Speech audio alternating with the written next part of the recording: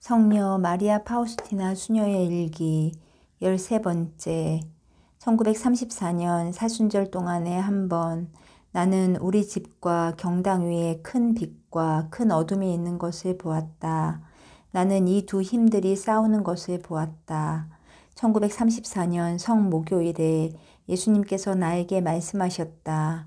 나는 내가 죄인들을 위해서 그리고 특별히 하느님의 자비에 대한 희망을 잃어버린 영혼들을 위해서 너 자신을 봉헌하기를 원한다. 하느님과 영혼들, 봉헌 예절, 하늘과 땅 앞에서, 모든 천사들의 군대 앞에서, 지극히 거룩하신 동정녀 마리아 앞에서, 하늘의 모든 능품 천사들 앞에서 저는 오늘 영혼들의 구원자이신 예수 그리스도와 일치하여 하나이시며 삼위이신 하느님께 선언합니다. 저는 죄인들의 회개를 위하여 그리고 특히 하느님의 자비에 대한 희망을 잃어버린 영혼들을 위하여 저 자신을 자발적인 희생으로 봉헌합니다. 이 봉헌은 제가 하느님의 뜻에 대한 완전한 복종으로 죄인들을 가득 채우고 있는 모든 고통과 두려움과 공포를 받아들이는 것으로 이루어집니다. 그 대신 죄인들에게는 제 영혼이 하느님과의 친교 중에 받은 모든 위로를 줍니다. 한마디로 저는 모든 것을 곧 거룩한 미사, 영성체, 보소, 고행, 기도를 그들을 위해 봉헌합니다. 저는 예수님과 일치하여 있기 때문에 하느님께서 내리시는 정의의 채찍질을 두려워하지 않습니다. 오 저의 하느님, 저는 이런 방법으로 주님의 선하심에 의탁하지 않는 영혼들의 잘못을 대신해서 속죄하겠습니다. 주님, 자비의 바다에서 넘쳐나는 한없는 희생을 믿습니다. 저의 주님, 저의 하느님, 저의 목, 영원히 저의 몫이신 하느님, 저는 이 봉헌의 행위를 제 힘으로 하는 것이 아니라 예수 그리스도의 희생에서 비롯된 거룩한 힘에 의존해서 행합니다. 예수님, 저는 주님 친히 가르쳐 주신 아래와 같은 기도를 매일 바침으로써 저 자신을 봉헌하는 이 행위를 반복하겠습니다. 오 저희를 위한 자비의 샘이신 예수 성심에서 흘러나온 피와 물이시여 저는 당신께 의탁합니다. 성체성사의 마리아 파우스티나 수녀 1934년 3월 29일 성목요일 거룩한 미사 동안에 나는 너에게 인류 구원 사업에 한 몫을 준다. 나의 임종 시간에 너는 나의 위안이다. 내가 나의 고해 신부님 소포치코 신부에게서 이 봉헌의 행위를 해도 된다는 허락을 받았을 때 나는 이것을 하느님께서 기뻐하신다는 것을 금방 알게 되었다. 왜냐하면 내가 그 효과를 즉시 체험하기 시작했기 때문이었다. 한순간에 내 영혼은 돌같이 되었다. 바싹 메마르고 고통과 불안으로 가득해졌다. 온갖 종류의 독성과 저주가 계속 내 귀를 압박했다. 불신과 좌절이 내 마음을 점령했다. 이것이 내가 짊어진 불쌍한 사람들의 형편인 것이다. 처음에 나는 이런 끔찍스러운 것들 때문에 무척 놀랐지만 때를 맞추어서 보게 된 첫 고해성사 동안에 평화를 얻었다. 한 번은 수년 밖으로 고해성사를 보러 갔는데 마침 그곳에서 성 미카엘 성당 나의 고해 신부님 소포치코 신부가 미사를 드리고 계셨다. 잠시 후에 나는 제대 위에 계신 아기 예수님을 보았다. 아기 예수님은 즐겁고 장난스럽게 자신의 두 손을 신부님에게로 내밀었다. 그러나 잠시 후 신부님은 그 아름다운 아기를 손으로 잡더니 살아있는 채로 쪼개서 먹어버렸다. 처음엔 이 사제가 아기 예수님에게 한 일이 싫었었다. 그러나 즉시 이 사건에 대한 깨달음을 얻게 되었고 이 사제가 하느님께 아주 큰 기쁨이 되고 있다는 것을 깨달았다. 어느 날 나는 예수님의 초상화를 그리고 있는 화가 에우게니우스 카지미 에르스키를 방문했다. 이분이 그린 예수님이 실물만큼 아름답지 못해서 나는 무척 슬펐지만 이 슬픔을 내 마음속 깊이 숨겼다. 우리가 그 화가의 집에서 나왔을 때 원장 수녀 이레나는 다른 볼일들이 있어서 시내에 머물렀고 나는 혼자서 집으로 돌아왔다. 그리고 즉시 경당으로 들어가서 많이 울었다. 나는 주님께 말씀드렸다. 누가 주님을 있는 모습 그대로 아름답게 그릴 수 있겠습니까? 그러자 나는 이런 말씀을 들었다. 이 초상화의 위대함은 그 빛깔이나 붓으로 그린 아름다움에 있는 것이 아니라 나의 은총 안에 있는 것이다. 어느 날 오후에 내가 정원으로 갔을 때 나의 수호천사가 나에게 말했다.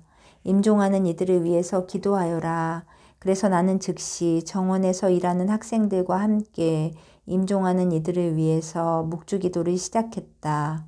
묵주기도를 마친 후에 우리는 여러 가지 임종하는 이들을 위한 기도를 바쳤다. 기도를 마친 후 학생들은 자기들끼리 즐겁게 이야기를 하고 있었다. 그들이 떠드는 소리에도 불구하고 나는 내 영혼 안에서 이런 소리를 들었다. 나를 위해 기도해 주시오. 그러나 나는 이 말을 잘 알아들을 수가 없어서 나에게 기도를 청하고 있는 사람이 누구인지를 생각해내려고 애를 쓰면서 떠드는 사람들한테서 몇 발짝 물러섰다. 그때 나는 이런 소리를 들었다. 나는 수녀입니다. 나는 그때 빌르노에 있었고 그 수녀는 바르샤바에 있었다. 나는 죽어가고 있어요. 내가 그만두라고 할 때까지 계속 기도해 주세요. 나는 즉시 그를 위해서 숨을 거두시는 순간에 예수 성심께 열심히 기도하기 시작했다. 그는 내게 쉴 틈을 주지 않았다. 나는 3시부터 5시까지 계속 기도했다. 5시가 되어서야 나는 감사합니다라는 말을 들었고 그가 죽었다는 것을 알았다. 다음 날 거룩한 미사 중에도 나는 계속 그의 영혼을 위해서 열심히 기도했다. 오후에 그 수녀가 어느 시간에 죽었는지를 알리는 엽서가 왔다. 나는 그가 나를 위해서 기도해 주세요 라고 내게 말한 시간에 죽었다는 것을 알았다. 하느님의 어머니의 영혼은 괴로움의 바닷속으로 가라앉았습니다. 어머니의 자식들을 살펴주시고 그들에게 고통을 받아들이는 법과 고통을 당하는 동안에도 참고 사랑하는 법을 가르쳐 주십시오. 저의 영혼을 튼튼하게 해주셔서 고통이 제 영혼을 부수는 일이 없게 해주십시오. 은총의 어머니, 제가 하느님과 함께 살아가도록 가르쳐 주십시오.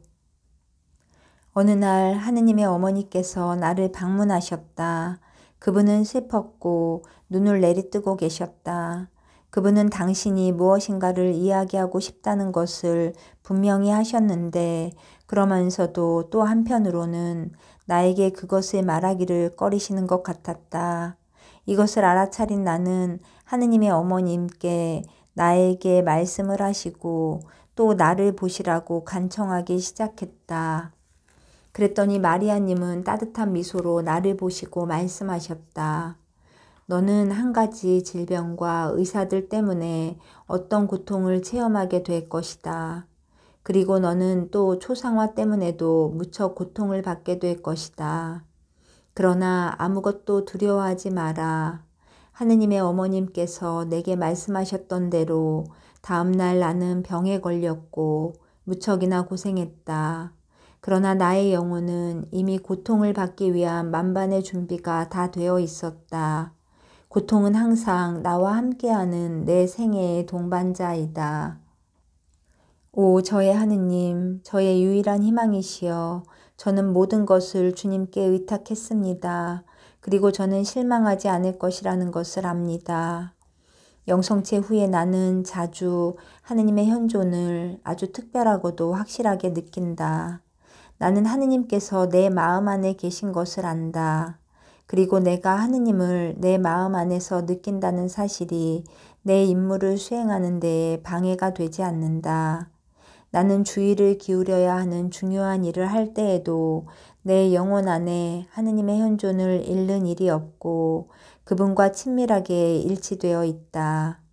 그분과 함께 나는 일하러 가고 그분과 함께 나는 쉬러 가고 그분과 함께 나는 고통받고 그분과 함께 나는 즐거워한다. 나는 그분 안에서 살고 그분은 내 안에서 사신다. 그분이 항상 나와 함께 계시기 때문에 나는 절대로 혼자가 아니다. 매 순간마다 그분은 나와 함께 계신다. 우리 사이의 친교는 피와 생명의 일치를 통해서 이루어진 것으로 지극히 친밀한 것이다. 1934년 8월 9일 목요일마다 하는 밤 조배. 나는 밤 11시부터 자정까지 성체 조배를 했다.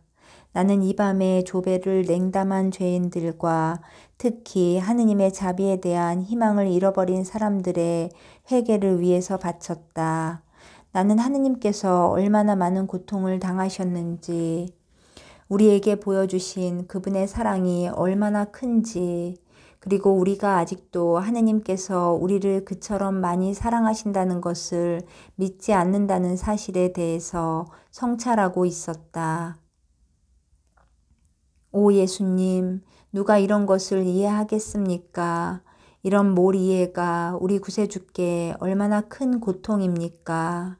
그분의 죽음조차 우리를 납득시키지 못했는데 그분이 어떻게 주님 사랑에 대해서 우리를 납득시킬 수가 있겠습니까? 나는 감사할 줄 모르는 영혼들의 잘못을 주님께 보상해 드리기 위해서 하늘에 계신 모든 분들의 도움을 청했다. 예수님께서는 속죄의 기도가 당신을 무척 기쁘게 해드린다는 것을 나에게 알려주셨다. 그분은 나에게 말씀하셨다. 사랑을 베푸는 겸손한 영혼의 기도가 내 아버지의 분노를 풀어주고 축복을 바다처럼 내려주시게 한다. 성체조배 후에 내 방으로 거의 반쯤 왔을 때 한 무리의 커다란 검은 개들이 나를 둘러싸고 뛰어오르고 짖고 나를 갈기갈기 물어뜯으려고 덤볐다. 나는 그것들이 개가 아니고 악마들이라는 것을 알았다. 그놈들 중에 하나가 분통을 터뜨리며 말했다. 오늘 밤에 내가 수많은 영혼들을 우리 소나귀에서부터 빼앗아갔기 때문에 우리는 너를 갈기갈기 찢어버릴 것이다. 나는 대답했다. 만일 그것이 가장 자비로우신 하느님의 뜻이라면 나를 갈기갈기 찢어라. 왜냐하면 나는 모든 죄인들 중에서도 가장 비천한 죄인이라서 그런 일을 당해도 마땅하다. 그리고 하느님께서는 더없이 거룩하시고 정의로우시고 한없이 자비로우시다. 이 말에 모든 악마들이 하나같이 대답했다. 우리 모두 도망치자. 이 여자는 혼자가 아니고 전능하신 분이 함께 계신다. 그리고 그들은 먼지처럼 길가의 소음처럼 사라졌고 나는 아무런 방해도 받지 않고 내 방으로 행하던 걸음을 계속했다. 방으로 가는 길에 나는 사흔 찬미가를 끝냈고 깊이를 헤아릴 수 없는 한없는 하느님의 자비를 깊이 묵상했다.